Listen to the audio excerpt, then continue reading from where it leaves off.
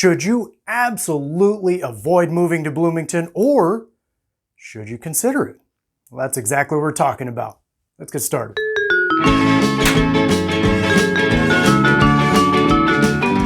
Hi, my name's Jose. I'm a realtor with RE/MAX here in the Inland Empire in Southern California. And well, if this is your first time to the channel, first of all, welcome. Always honored to have you here. In fact, actually be sure to hit the subscribe button right down over here, and then also hit the bell too. This way you never miss any future content where I talk about buying, selling, and of course living here in the Inland Empire. Okay, first of all, Bloomington really is not a very big city.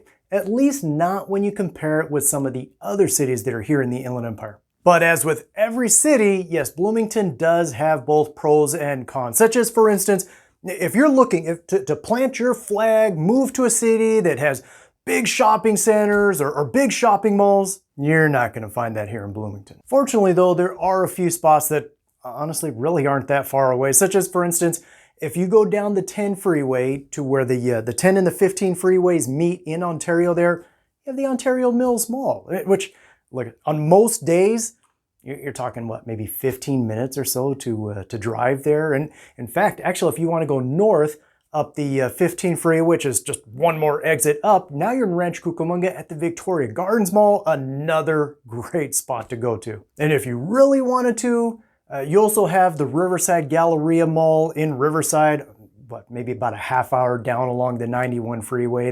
The bottom line is, though, this: there are options, and there are options that honestly are not very far away from you. And here's the thing, though. What's the positive to all that, Jose? The positive is you don't have all that traffic in your city from all those people that want to do all the shopping. Another thing that you may not find as much of here in Bloomington are dining options. So, nothing there? Nothing there. I'm not saying that there's no dining options, because yes, there are restaurants here in Bloomington. It's just that you may not find as much in terms of options as you would in some of the other neighboring cities. But if your favorite restaurant is not right here in Bloomington, listen, with Fontana and Rialto literally both right next door, it's not like you're having to go on a road trip just to find your favorite restaurant. And with a city as big as Riverside, which honestly, it's almost like a straight line south down along Cedar Avenue, I mean, there are a ton of dining options and more to do here in Riverside.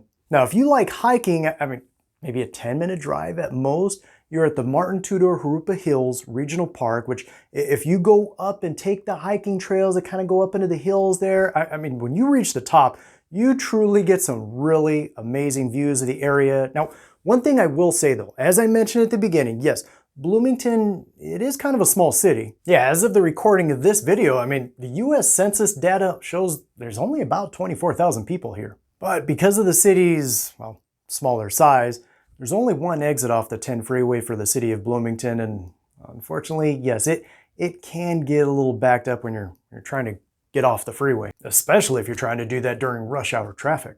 But an alternative you can try is if you go one more exit to the east, you have Riverside Avenue. You can take that exit. Yes, you're gonna have to backtrack a little, not a lot, but you're gonna have to backtrack a little bit to get back to Bloomington. I'm not saying that it's gonna be clear and that you're gonna be the only car on that exit.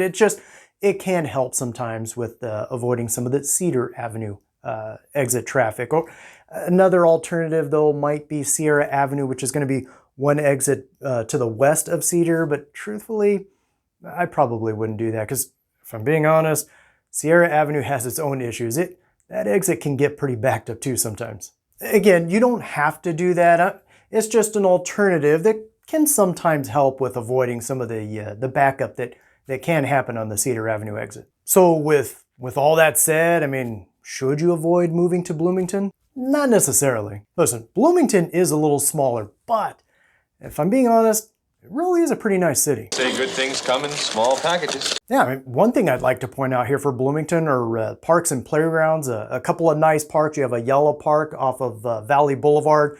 There's also Kessler Park down off of Jurupa Valley. Listen, both are nice parks. My personal opinion, this is just my opinion, I tend to like Kessler Park a little more for its size. Yeah, Yellow Park, it is a little bit of a smaller park. Whereas with Kessler Park, again, it is a little bit of a larger park. I mean, you have a few baseball fields here, there's basketball courts, and in fact, there's also a skating park here too. As for the neighborhoods here in Bloomington, honestly, most of them here really are pretty nice. Yeah, you're going to find a pretty good mixture of both older as well as newer homes in both the north as well as the south half of the city, which I guess you could use the 10 freeway as the divider for that. But the average home prices here in Bloomington, they do tend to be a little bit lower than many of the other cities in the Inland Empire with an average home value at, that is, as of the recording of this video anyway, about $480,000, which considering the area, honestly, is probably not too bad. Now, here's what I will say. If you're looking for a city that you know, fairly quiet, meaning it doesn't have all the big attractions and venues that can sometimes attract extra traffic, or also a city that offers home prices at a fairly reasonable amount, then Bloomington just might be a city you should consider looking into. Of course, if you're thinking about buying or selling a home here in Bloomington, or honestly anywhere in the Inland Empire, my contact information is below. Otherwise, for more information on the Inland Empire, that's the video you need to catch next. Either way though, feel free to reach out. Always here to help.